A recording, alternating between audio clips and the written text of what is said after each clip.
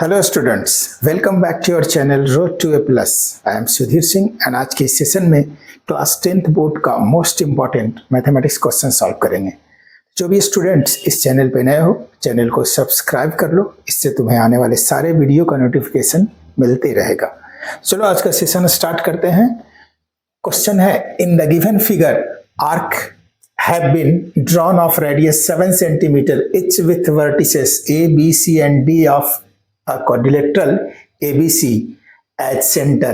Find the area of the shaded region. एक quadrilateral है जिसके ABCD में ABCD चारों कॉर्नर पे यानी चारों इसके जो वर्टेक्स है, वर्टेक्स पे 7 सेंटीमीटर रेडियस का एक आर्क सब खींचा गया है। ठीक है, आर्क ड्रॉ किया गया है। तो ये जो शेडेड पोर्शन है, ये सारे पोर्शन का एरिया फाइंड करना है। ठीक है, तो चलो इसमें देखते हैं। इसका रेडियस, सारे का रेडियस, कॉर्नर का रेडियस कितना है।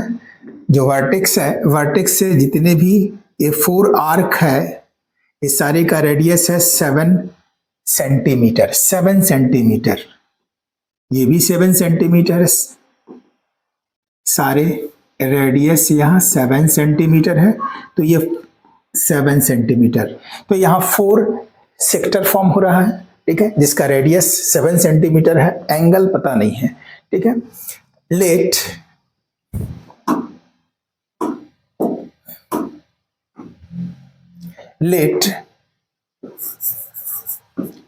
θ1, θ2, θ3 and θ4 be the angle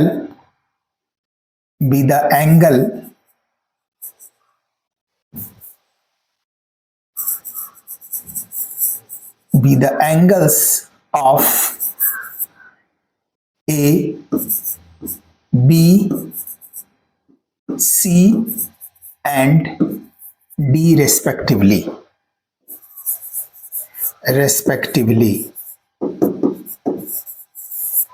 यानी angle A, angle B, angle C, angle D. Angle A को θ1, यहाँ θ1 है। ठीक है, angle A θ1, angle B θ2, angle C पे यदि θ3 एंगल फॉर्म हो रहा है और एंगल डी पे θ4 एंगल फॉर्म हो रहा है।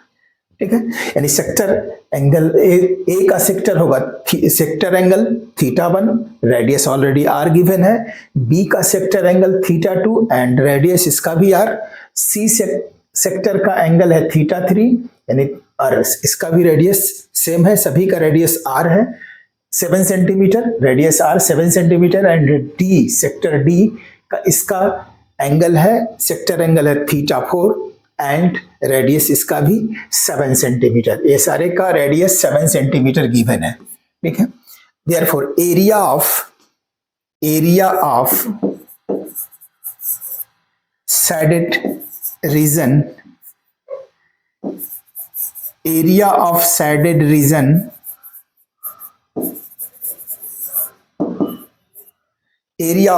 Reason equal to, shaded region का एरिया क्या होगा, यानी 4 सेक्टर का एरिया। ठीक है, area of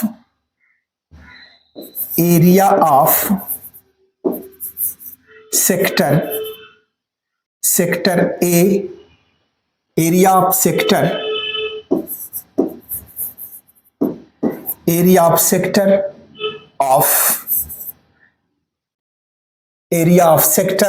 of vertex A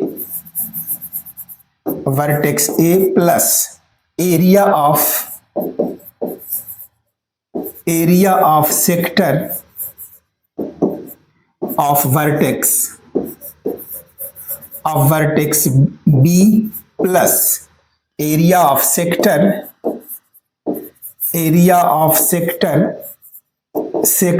of vertex C plus area of sector area of sector of vertex D, ये होगा पूरे सैडेड रीजन का एरिया होगा सेक्टर ए का, वर्टेक्स पे जो ए वर्टेक्स पे सेक्टर बना हुआ है उसका, plus B plus C plus D, ये सारे का सम होगा, equal to area of sector A यानी वर्टेक्स ए का सेक्टर का एरिया क्या होगा, सेक्टर का फॉर्मूला क्या होता है, area of sector theta by 360 into pi r square, और यहाँ थीटा का क्या फॉर्म हो रहा है, थीटा 1, तो यहाँ लिखेंगे theta 1 upon 360 into pi r square into pi r square यहाँ 7 स्क्वायर है, या लिख सकते हो pi into r square 7 square plus area of sector B पे जो वर्टेक्स बी पे जो सेक्टर फॉर्म होगा, ठीक है, उसका एरिया, तो vertex B, area of sector of vertex B पे सेक्टर है, उसका एंगल, सेक्टर एंगल है थीटा 2, तो फॉर्मूला थीटा बाई 360, तो यहाँ होगा theta 2 by 360 into pi r square, r सभी के लिए 7 ही है, plus area of sector of vertex C sector का एरिया क्या होगा, इसका सेक्टर एंगल है थीटा 3, तो theta 3 by 360 into pi r square, r है 7, तो ये 7 square plus area of sector of vertex D का सेक्टर का एरिया, और यहाँ वर्टेक्स डी का सेक्टर एंगल है थीटा 4, तो यहाँ होगा theta 4 upon 360 into pi r square, pi into 7 square, ठीक, तो ये होगा।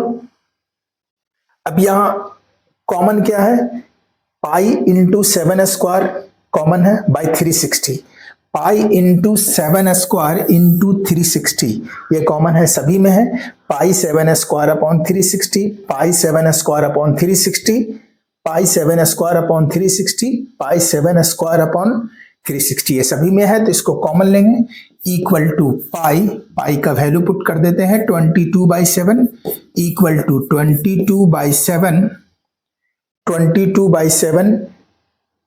इंटू 7 स्क्वायर यानी 7 इंटू 7 और डिवाइडेड बाई 360 ये सभी में कॉमन है, तो यहाँ डिवाइडेड बाई 360 और ये कॉमन आया, तो यहाँ एंगल क्या बचा, थीटा 1 प्लस यहाँ बचेगा थीटा 2, क्योंकि पाई आर स्क्वायर 360 कॉमन है, तो theta 1 plus theta 2 plus theta 3 plus theta 4, तो यहाँ बचेगा theta 1 plus theta 2 plus theta 3 plus theta 4, ये होगा।